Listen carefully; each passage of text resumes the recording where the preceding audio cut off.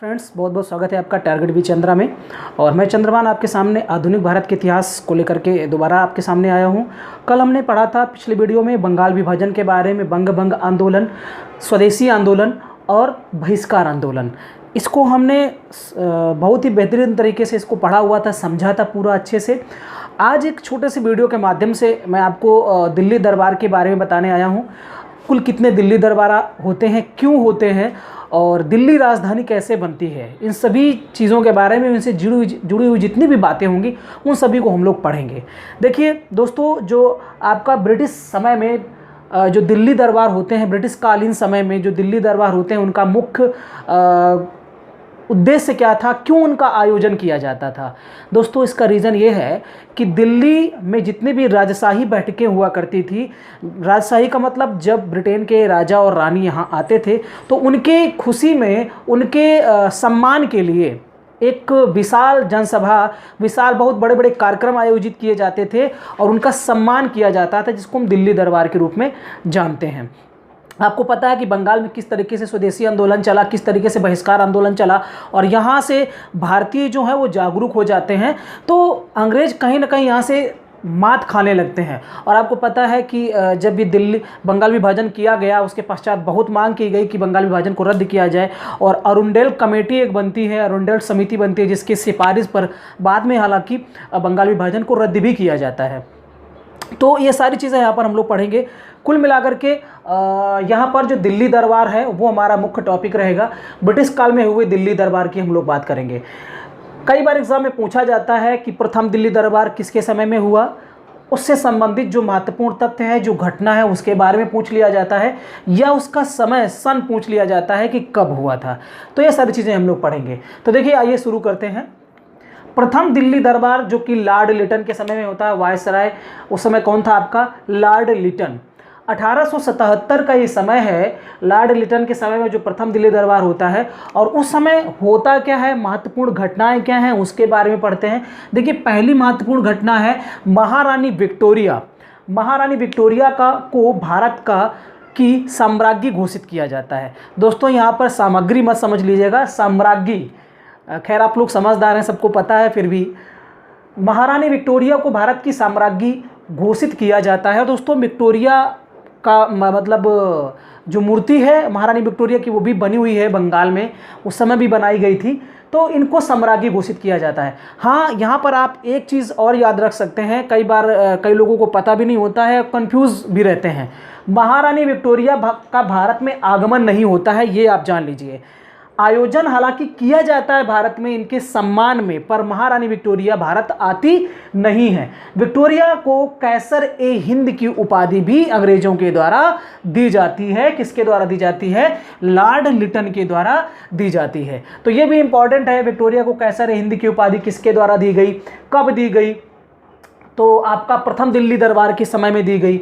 इसी के समय में एक और घटना घटती है। 1876 से 1878 के बीच दक्षिण भारत में भयंकर अकाल पड़ता है और हजारों की संख्या में लोगों की डेथ हो जाती है इस अकाल की वजह से। लेकिन यहाँ पर एक इतना गलत काम ये होता है कि विक्टोरिया के, ठीक है महारानी है, उनका सम्मान कीजिए, लेकिन आप जिनके ऊपर जो आपके ऊपर आश्रित हैं, जिन पर आप अपनी सरकार चला रहे हैं, राज कर रहे हैं, उस आम जनता को भी तो आपको ध्यान रखना चाहिए। जनता भूखों मर रही है, लेकिन इन्होंने जब दिल्ली दरबार का आयोजन हुआ है तो बहुत सारा, लाखों के रुपए, उस समय के हिसाब से देखें तो लाखों रुपए बर्बाद कर दिए गए इनके सम्मान के लिए। बड़ी बड़ी विशाल मतलब जनसभाएं आयोजित की गई, हाथी घोड़ा, मतलब जैसे आप देखते हो ना कि जब स्वतंत्रता दिवस या गणतंत्र दिवस के समय जो आपका राजपथ दिल्ली में आयोजन होता है, उससे भी ज़्यादा आयोजन, सारे के सारे राजा आते हैं, कोई इतना महंगा कपड़ा पहना हुआ है, कोई मतलब हीरे जवाहरात का जड़ा हुआ मुकुट पहना हुआ है। तो बहुत सारा खर्च किया जाता है इनके सम्मान के लिए, लेकिन एक तरफ क्या होता है कि जनता भूखों मर रही होती है। तो एग्जाम में पूछेगा कि महारानी विक्टोरिया को भारत की साम्राज्ञी कब घोषित किया गया, प्रथम दिल्ली दरबार के समय में 1877 में। उस समय भारत का वायसराय कौन था, लॉर्ड लिटन था। महारानी विक्टोरिया को कैसर हिंद की उपाधि किसके द्वारा दी जाती है? लॉर्ड लिटन के द्वारा दी जाती है। कब दी जाती है? प्रथम दिल्ली दरबार के समय में दी जाती है। समय की बात करें, सन की बात करें तो 1877 ईस्वी में। और दक्षिण भारत में ये जो अकाल पड़ता है, ये दोस्तों दक्षिण भारत में भयंकर अकाल पड़ता है 1876-78 के दौरान, जिसमें से हजारों की संख्या में लोगों की मौत हो जाती है। तो ये कुछ महत्वपूर्ण तथ्य हैं जो यहाँ से पूछे जा सकते हैं। अगले हम दिल्ली दरबार की बात करेंगे। द्वितीय दिल्ली दरबार लॉर्ड कर्जन के समय में होता है। लॉर्ड कर्जन, ये वही लॉर्ड कर्जन है जिसने बंगाल का विभाजन किया था। 1903 ईस्वी में इसके समय में एडवर्ड सप्तम एवं महारानी अलेक्जेंड्रा को क्रमशः सम्राट एवं साम्राज्ञी घोषित किया जाता है। लेकिन एडवर्ड सप्तम जो है यहाँ पर वो भारत आते नहीं हैं। ड्यूक ऑफ कनाट जो इनके भाई थे, Duke of Connaught, Duke of Connaught, इनकी जगह पर ड्यूक ऑफ कनाट आते हैं। कर्जन बड़ा खुश था कि राजा आएंगे, उनके सम्मान में उनको खुश कर देंगे और हमें भी सम्मान मिलेगा, ये सोच रहा था वो। लेकिन उसके सारे जो अरमान थे उनमें पानी फिर जाता है जब एडवर्ड सप्तम नहीं आते बल्कि उनके भाई ड्यूक ऑफ कनाट आते हैं। तो इसमें सिर्फ इतना ही है, महारानी अलेक्जेंड्रा और एडवर्ड सप्तम आते हैं 1903 ईस्वी में। और हाँ, इसमें एक चीज़ और जान लीजिए, 1903 ईस्वी में जो दिल्ली दरबार हुआ, वो दिल्ली दरबार इतना धूमधाम से इसका आयोजन किया गया कि बाद में जितने भी होते हैं और इसके पहले इस तरीके का आयोजन भारत में कभी नहीं हुआ। और जो प्रथम चलचित्र है इससे संबंधित, अर्थात दिल्ली दरबार का पूरा चलचित्र चला था, सिनेमा घर में इसको दिखाया गया था। मैं यहाँ पर हालांकि कुछ आपको अनुमान लगाने के लिए, कुछ कल्पना करने के लिए मैं यहाँ पर आपको तस्वीर दिखा दूंगा कि किस तरीके से भव्य आयोजन दिल्ली दरबार का किया जाता है। तो आप यहाँ तस्वीरों के माध्यम से आप देख सकते हैं।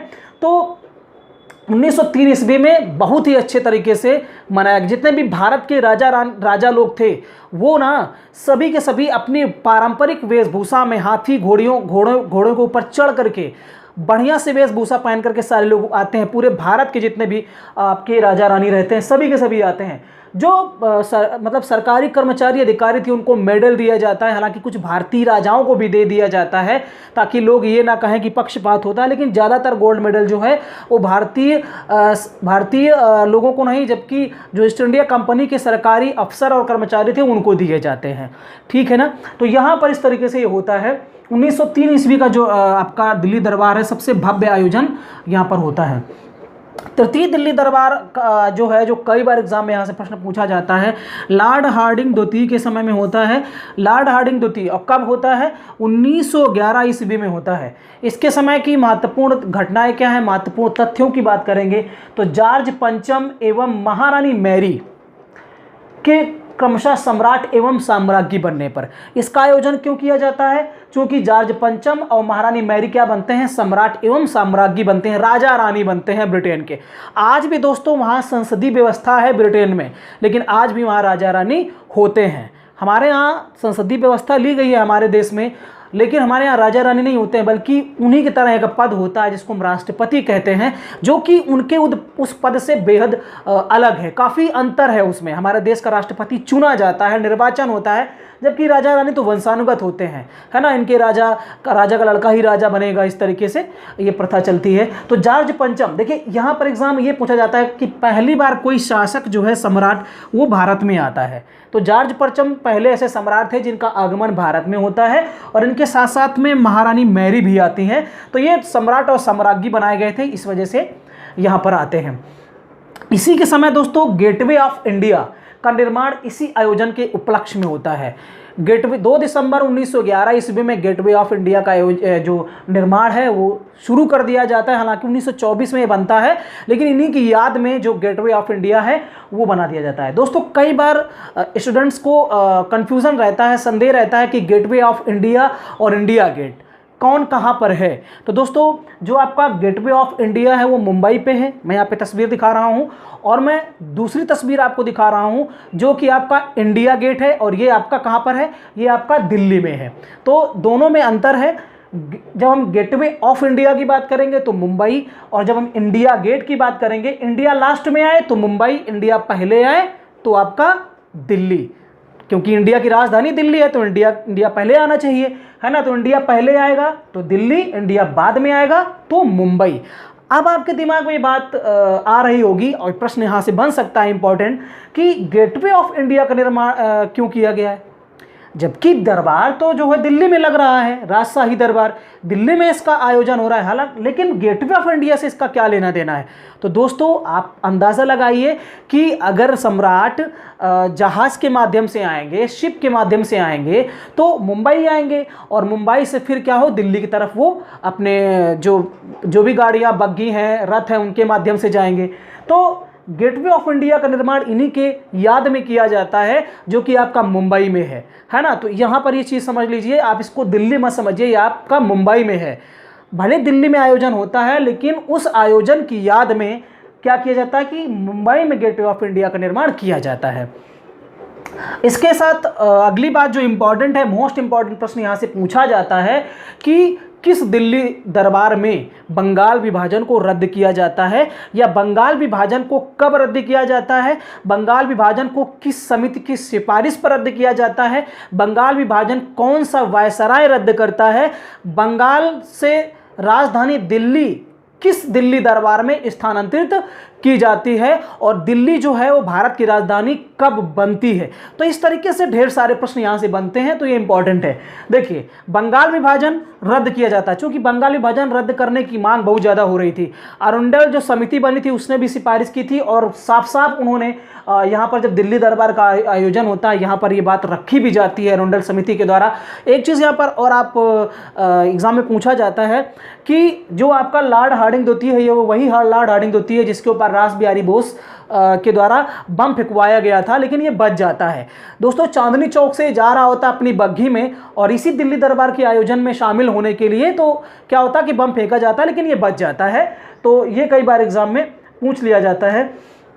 तो बंगाल विभाजन को रद्द किया जाता है, घोषणा की जाती है लॉर्ड हार्डिंग के द्वारा। साथ साथ में और इसी समय उड़ीसा और बिहार जो है 1911 में एक अलग राज्य के रूप में इनको स्थापित करने की बात कही जाती है। कलकत्ता से दिल्ली राजधानी लाने की घोषणा किस दिल्ली दरबार में की गई, तो आपका इसी तृतीय दिल्ली दरबार में की जाती है। देखिए, यहाँ पर राजधानी दिल्ली बनती नहीं है। 1911 ईस्वी में दिल्ली को राजधानी बनाने की घोषणा की जाती है। कलकत्ता से दिल्ली राजधानी स्थानांतरित करने की घोषणा की जाती है, ना कि दिल्ली राजधानी बनाई जाती है। दिल्ली राजधानी बनती कब है दोस्तों? 1912 ईस्वी में। कई बार मैं इस चीज़ को बता चुका हूं। तो घोषणा तृतीय दिल्ली दरबार में होती है। उस समय वायसराय था भारत का लॉर्ड हार्डिंग द्वितीय। तो इससे संबंधित ये प्रश्न हो गया। अब हम लोग बात करते हैं चतुर्थ दिल्ली दरबार की। चतुर्थ दिल्ली दरबार जो है वो लॉर्ड रीडिंग के समय में होता है, 1921 ईस्वी में होता है। प्रिंस ऑफ वेल्स के भारत आगमन पर इसका आयोजन किया जाता है। हालांकि कई किताबों में आपको सिर्फ 3 दिल्ली दरबार के बारे में मिलेगा, ये चौथा नहीं मिलेगा। तो अगर आपके विकल्प के ऊपर डिपेंड करता है, अगर चौथा ऑप्शन आपका नहीं दिया विकल्प में, तब आपको फिर तीसरा ऑप्शन करना होगा। कुल मिलाकर के कितने दिल्ली दरबार हुए, मान लो कि 1, 2, 3 इनमें से कोई नहीं ऐसे दे दे तो आपको तीसरा करना होगा। लेकिन चौथा ऑप्शन दे दे, अगर 4 दे दे, फिर आपको 4 करना जरूरी हो जाएगा। तो दोस्तों, ये ब्रिटिश काल में हुए दिल्ली दरबार से संबंधित कुछ बातें थी जो हमने आपके सामने शेयर की, और मेरी आशा है कि आपको ये वीडियो पसंद आया होगा। अगर पसंद आया हो तो प्लीज़ हमारे इस चैनल को सब्सक्राइब करें, लाइक करें, कमेंट्स करें। Thank you.